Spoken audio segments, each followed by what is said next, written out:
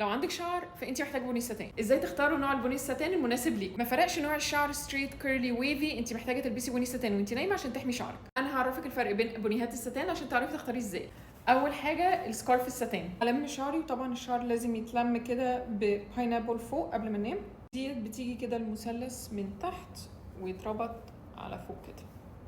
ممكن يتنام بيها كده، او الحرف ده بيجي هنا ويتربط برضو مع دول. طريقه الربطه بتاعه السكارف دي بتفرد الشعر وبتفرد الكيرلي كل ده. حاولت مربطوش جامد وافكه شويه، هيتحرك وانا نايمه ويطلع. البونيه، وده كان اول بونيه اجيبه. هوريكم شكله عشان ما تكرروش غلطتي. اول حاجه هو دبل فيس، فدي حاجه كويسه. مشكلته بقى في الاستيتشنج، يعني ده البونيه وده الالاستيك باند وده الفرنش. البسه واوريهولكم.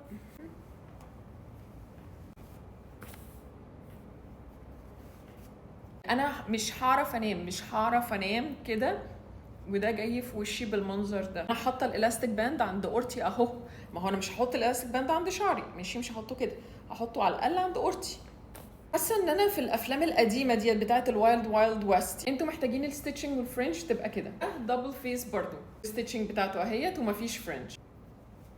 مشكلتي الوحيده معاه ان هو وان سايز، يعني بعد فتره الالاستيك ده بيضايقني وانا مش عارفه اتحكم في حجم الالاستيك. بقى برضو تو فيس واعرف اوسعه واضيقه براحتي. ما تكرروش غلطتي وتحطوه في ميه سخنه في الغساله زي ما انا عملت. بقدر اتحكم في حجمه براحتي والبسه بسهوله واخليه الحجم المناسب ليا، فعشان كده بتاكد ان هو مش هيضايقني وانا نايمه.